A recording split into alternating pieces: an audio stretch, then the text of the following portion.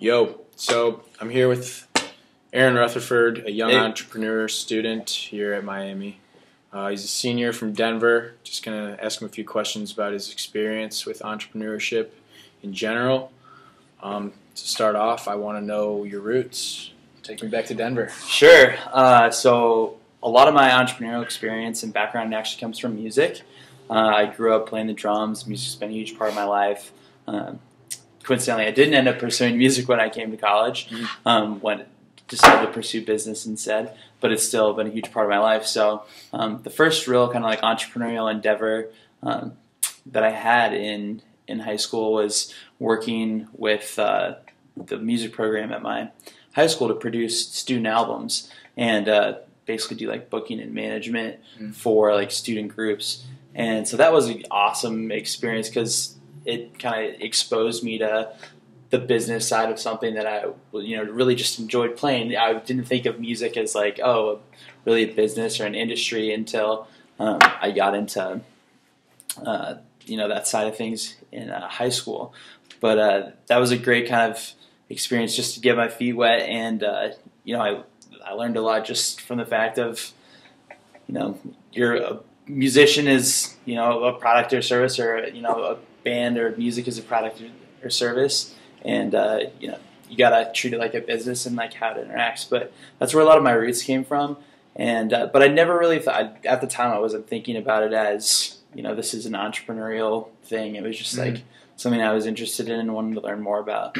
But that's where things kind of started off. Sweet. So on top of that, tell me about your first real venture. Cool. So my first real venture coming into college actually kind of stemmed from that same experience in high school, which I started sophomore year. It's called Element One Entertainment. And basically what we was an artist branding and management platform that facilitated accelerated artist development for like early stage artists.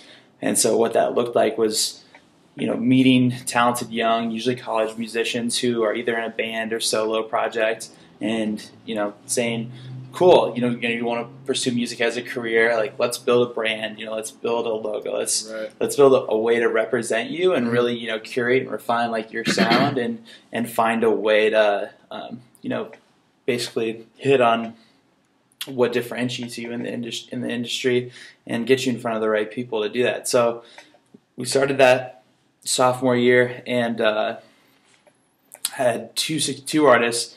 We had 4 artists total that we worked with. We had 2 successful EP launches.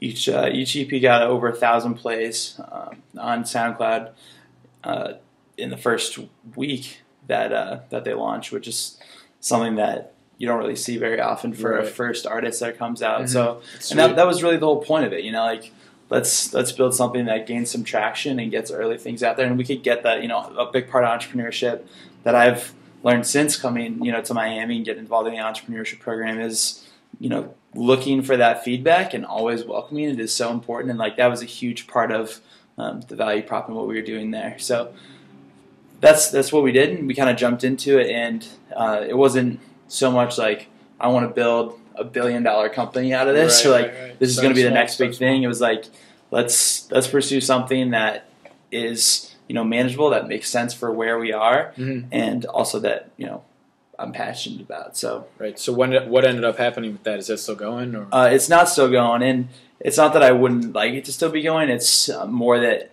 the artists that we were working with that we did successfully launch their EPs, they graduated and decided to like move on and get jobs. But the easy route. Yeah, which is it happens and it's all right. But it was just. There came a time when we experienced enough success to know that we were doing something right, but we still had trouble proving how we were going to really build like a viable business model out of it, because it's hard to get artists with no money to like pay you to do this. And so we started building relationships with management companies to basically pass off and work with early stage artists and then collaborate with them down the road. But at that point, I kind of started realizing this is going to take a lot more time, a lot more energy, a lot more networking, and it's just not we weren't being in Oxford, Ohio wasn't the right place to try and pursue it to that Being degree. in a little bubble. Yeah, so Learning resources. it was a hard decision, but it was more of like, this is what makes the most sense. And I think the fact that it was as big of a learning opportunity as it was really made it worthwhile in the long run. So. Awesome, man. Well, I appreciate you taking the time to sit down and chat with me about all this stuff. Yeah, absolutely. Obviously, every experience, you gain a lot of knowledge. Yeah, absolutely. I mean, if